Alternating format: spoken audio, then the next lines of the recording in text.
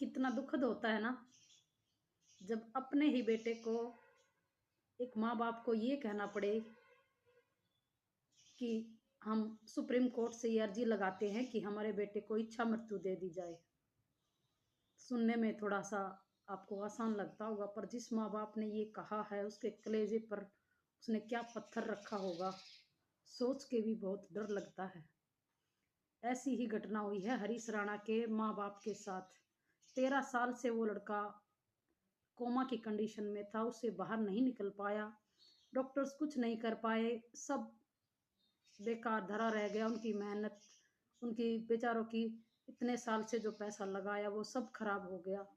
और अंत में जब वो बूढ़े माँ बाप लाचार हो गए उसकी सेवा करने में, तो लास्ट में उन्होंने सुप्रीम कोर्ट में अर्जी लगाई कि मेरे बेटे को इच्छा मृत्यु का आदेश दे दिया जाए, क्योंकि हम अब इस दर्द को बर्दाश्त नहीं कर पा रहे। अपने बेटे को अपनी आंखों के सामने इस तरह से मरता हुआ, दिन बर दिन मरता हुआ नहीं देख सकते। इससे अच्छा इसको एक ही दिन में मतलब भगवान के पास भेज दिया जाए, और ये दर्द अब हमसे बर्दाश्त नहीं होता।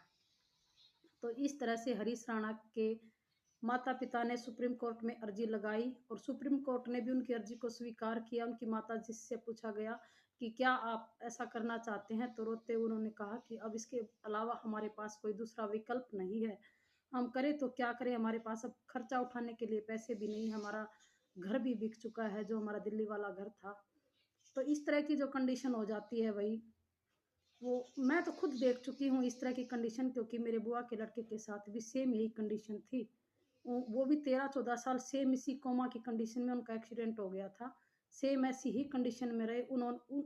मेरी बुआ ने भी बहुत पैसा लगाया, जमीन जायदाद भी बिकी, उनके 2 किले बिक गए, पर उनकी हालत में कोई सुधार नहीं हुआ। मैं समझ सकती हूँ कि ये कंडीशन एक माँ बाप के लिए कितनी भयंकर साबित होती है। तो युवाओं से भी मेरा यही अनुरोध है कि कृपया नशा ना करें, या जो भी इस हरीश भाई के साथ हुआ ऐसा भगवान किसी के साथ ना करे। अपने परिवार का ध्यान रखें, गाड़ियां धीरे चलाएं, कोई एक्सीडेंट की संभावना ही ना बने। 2 मिनट रुक जाएं, भले ही आप कहीं जा रहे हैं तो 2 मिनट में कुछ नहीं होता। अगर लाइफ टाइम आपकी ऐसी कंडीशन हो जाए तो बहुत कुछ हो जाता है।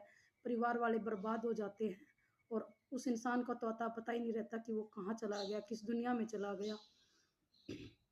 तो मेरी हाथ जोड़ के युवाओं से विनती है कि अपने व्हीकल वगैरह आराम से चलाएं, और बाकी भी जो चीज़ें हैं वो सब बाद में है, जीवन पहले है।